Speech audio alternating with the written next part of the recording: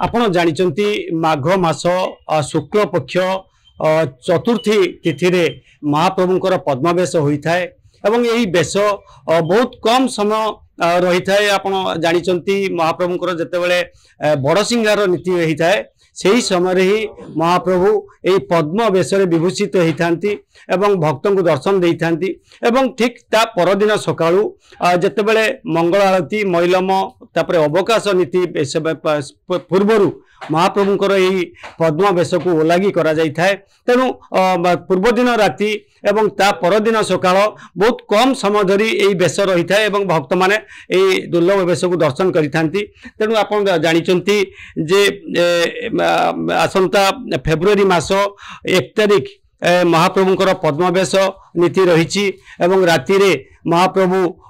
पद्मवेश रे विभूषित हेबे एवं एहिकरी महाप्रभु को भक्त को दर्शन देबे। आपण देखि पड़थुबे पद्मवेश पई किभली भाबरे वेश कारीगर माने किभली लागि पड़िचंती एवं चित्ताकर्षक वेश को अति सुंदर भावरे से करिवे एवं महाप्रभु जेभली भावरे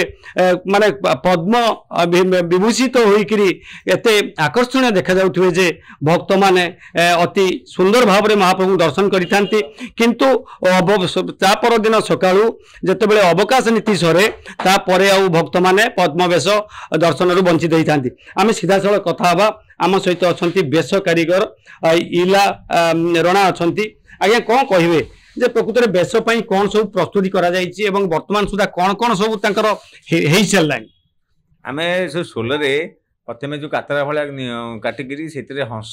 4टी करपल्लव एवं श्रीमुख पद्म चूल डाली ए सब जो तैयारी करथलु तादरे जरी एवं चित्रकार सेवक तादरे नाली रंगर कारुकार्य मध्य कर सैलेनी। ये पाखापाखि आम 37 भाग काम शेष हो। किंतु महाप्रभुंकर श्रीमुख जो पद्म जो आपण जो तैयारी करिसंती ये किभली भाव में शोभा पाई थाए एवं केमिति ताकू।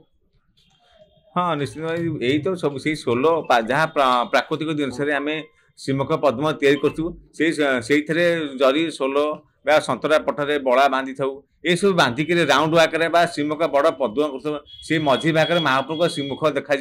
से टाइप तल को रछ एवं दी भुजर रपल्लव तादेह आमर करपल्लव माला रही कदम माल ये कदम माल खंजा एवं ता दी पट रहा दी चरण रहा हंस जमी पोखरी भितर जमी माने पद्म पोखरी भितर पद्म फूल फुटी गछ थी पतर थी हंस खेलु सेमती महाप्रभु सिंहासन परिपूर्ण देखा जाए मैंने पोखरी भितर जमी महाप्रभु माने पद्म मुखरे देखा से पोखरी भितर हंस खेलुची पद्म फूल फुटी से सदृश महाप्रभु बेश कौन सब तैयारी सरलानी किभली कौन सब बाकी रहउछि या तैयारी आमर हंस करपल्लव श्रीमुख पद्म चूल ये सब सरी आउ जहाँ रही छोट मोट जिनस जो छोट पद्म एवं आंबकसी ये सब तैयारी चलती आउ जहाँ छोट मोट जिनस अच्छी विमलांकर भेष एवं से दिन पतित पावन महाप्रभु भेष हे ता सहित विमला लक्ष्मी भुवनेश्वरी समस्त चलती प्रतिमा जी मदन मोहन अच्छी सी पद्म भेष हम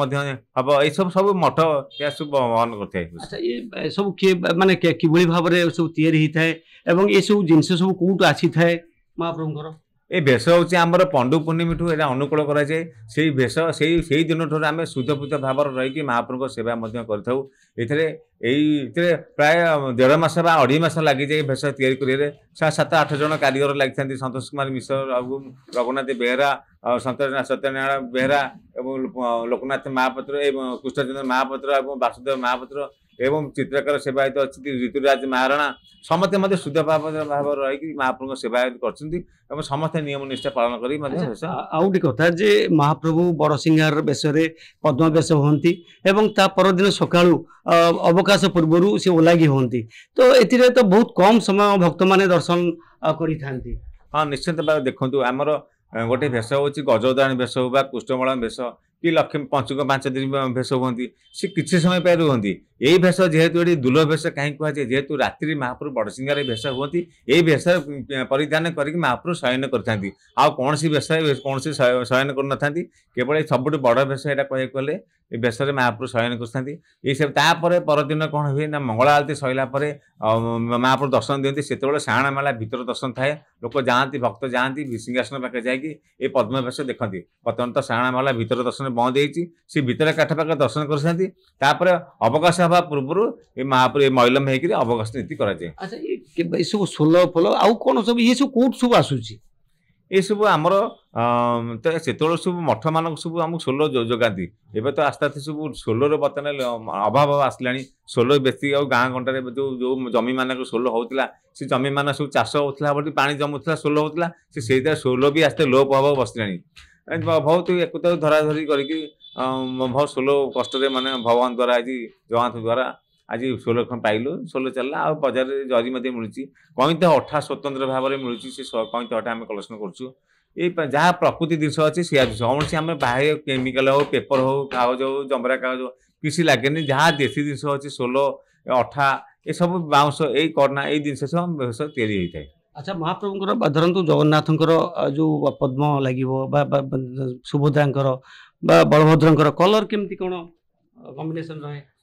हाँ निश्चित होची गोटे होची जगन्नाथ बलभद्र सान बड़ टी अच्छी छोट छोट छोट बड़ अच्छी सुभद्रा स्वतंत्र अच्छी खाली श्रीमुख पद्म चूल एवं गछ लगी आंकर किंतु दी भाई कौन थाए ना हंस थी एवं गछ थी परपल कढ़ थी सब ये जो टोटाल टोटाल सब सेटा थी सहित कुंडल जगन्नाथ एवं बलभद्र दुटी कुंडल लगी कर्ण कुंडल एवं ता सहित तिलक सोलर तिलक लगी। निश्चित भाव में आप शुणुले आम कथा होते बेश कारीगर जे कि इला रणा पाखर जे कहवा कथा हूँ महाप्रभुंर ये जो बेश तैयारी चली महाप्रभु एक दुर्लभ बेश महाप्रभु आप स्वतंत्र भाव में पद्म बेश सदृश से बेश करा जाए एवं महाप्रभुंर जो रही बड़ सिंगार बेश एवं बड़ सिंगार बेश से पद्म बेश होती एवं ता परदिन अवकाश नीति पूर्व से ओलागी होती भक्त माने बहुत कम समय दर्शन कर सुजोग पाई था तेणु अनेक बेश ये बेश अनन्य बोलिक समस्त धारणा रही तेणु महाप्रभुंर ये बेश दर्शन करने भक्त माने चाह बसुँच। Puri camera person Vishwanath Sanjay Mahapatra reporter today.